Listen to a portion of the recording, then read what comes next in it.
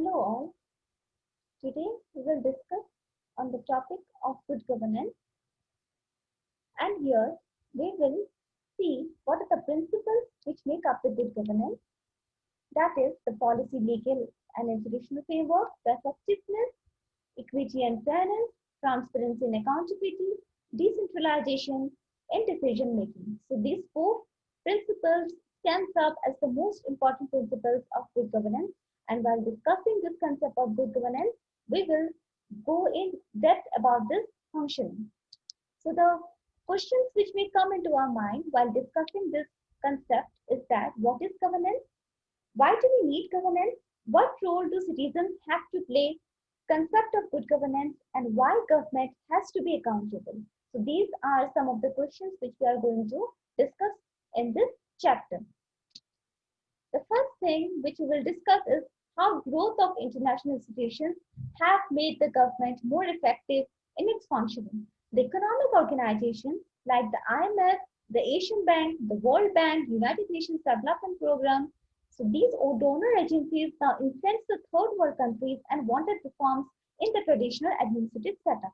So all these nations, donor nations which were aiding the countries started and they influenced starting the third world countries to take up initiatives, to take up steps to improve their government and replace the traditional administrative system with a new one.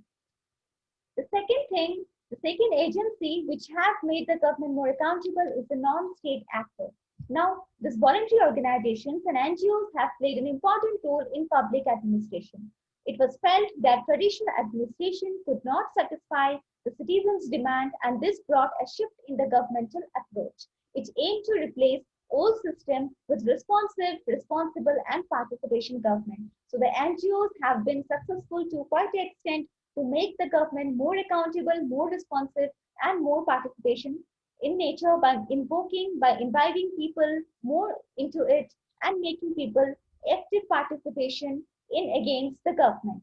Its new approach came to be known as the good governance. So the approach which was taken up by the NGOs was known as the good governance. The next topic which we will discuss is about values of good governance. What makes the government good? So the first top thing which we are going to discuss is about participatory. That is the participative nature of the government. The government has to make itself so much reluctant, so much transparent that the government are participative in nature. The citizen is participative in nature. It's one of the essential aspects of good governance, and effective participation by citizens is important in a democratic system to ensure that voices and choices of the people are heard.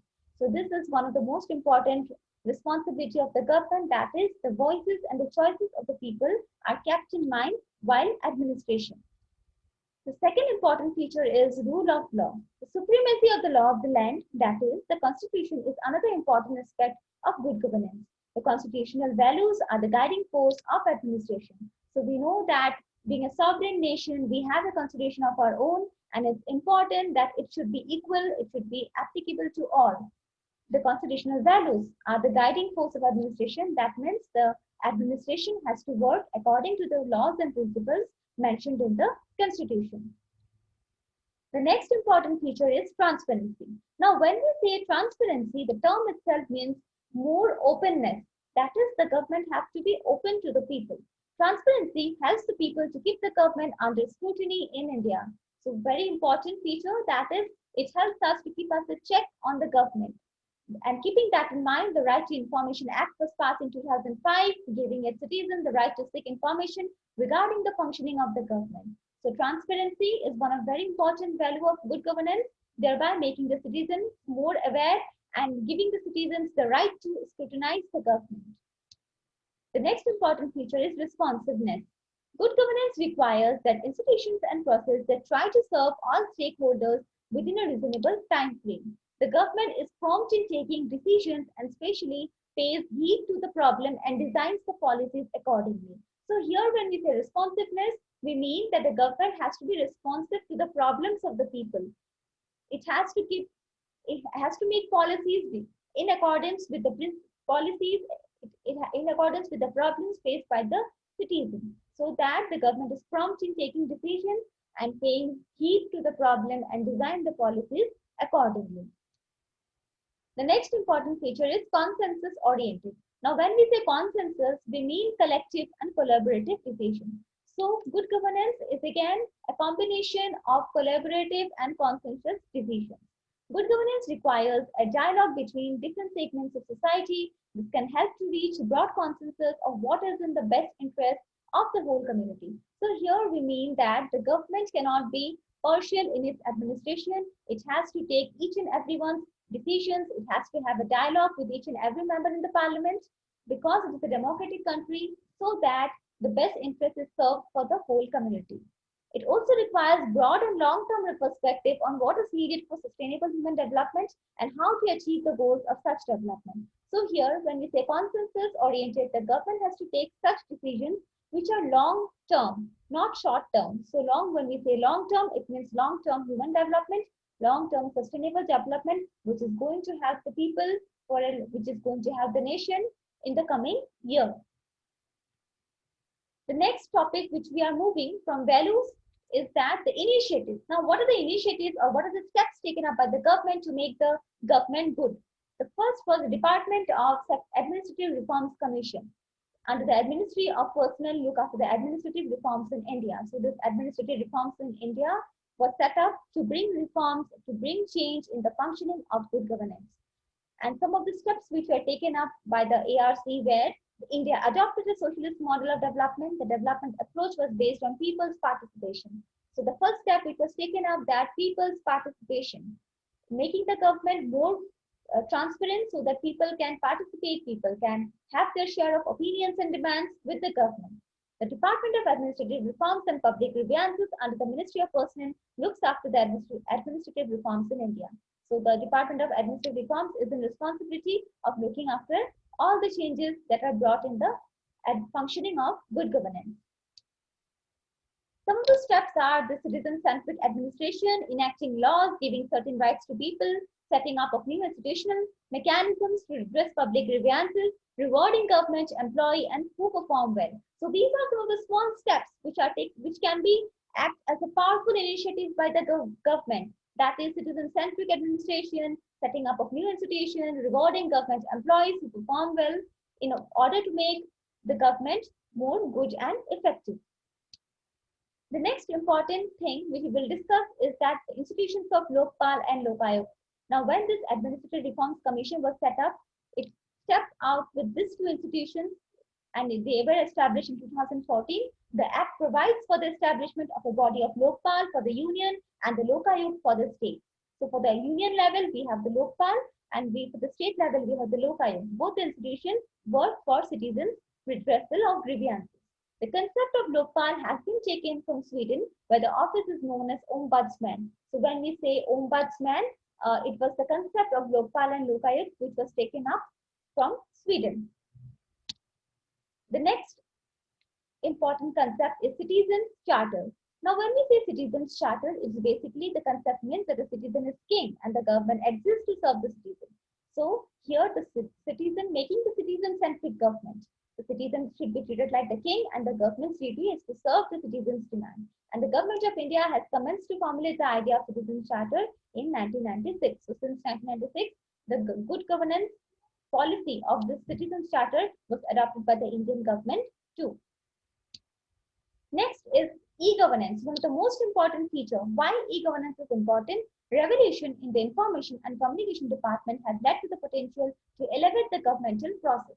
This has been speeding up the governmental process. Now, very, very important. Why we say that? We know that the government works are much slow in pace and it takes a lot of time. So this concept of e-governance, the evolvement of this e-governance, the improvement in the technological sector has helped the government to speed up its work, to help it to be more responsive in a less span of time. It helps in taking decisions expeditiously, judiciously, including transparency and enhancing accountability. It facilitates efficient, strong, and retrieving of data, the instantaneous transmission of information processing and data faster than the instant manual system.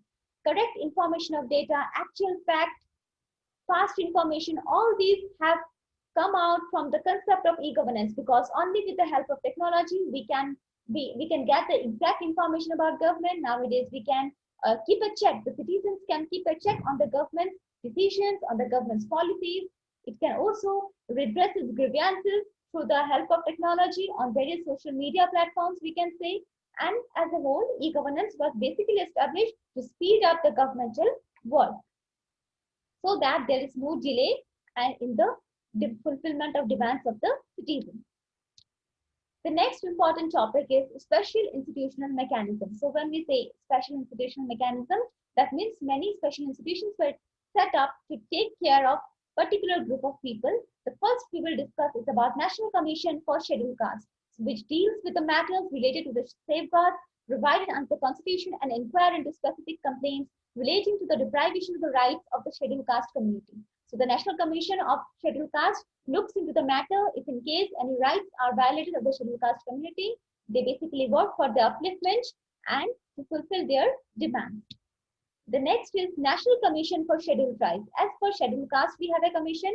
Again, a commission was set up for scheduled tribes, looking into the inquiry relating to the violation of the rights of the tribal community. We know that with time, the tribal are an indigenous group of people and their rights are being violated to a large extent. So this commission keeps a check so that their rights are not violated and their demands are being fulfilled, reservations are being made for their upliftment and development.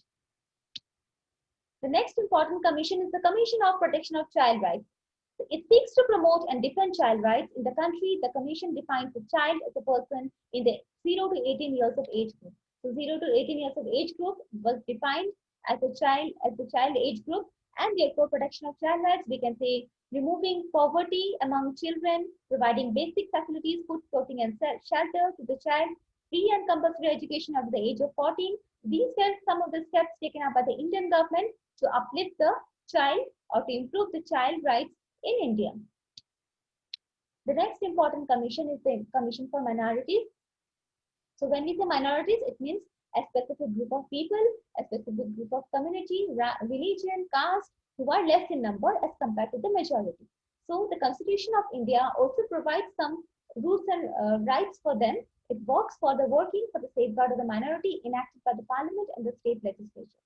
So the National Commission for Minorities looks into the matters in terms of violation of the rights of the minorities people, and they work for the upliftment and development.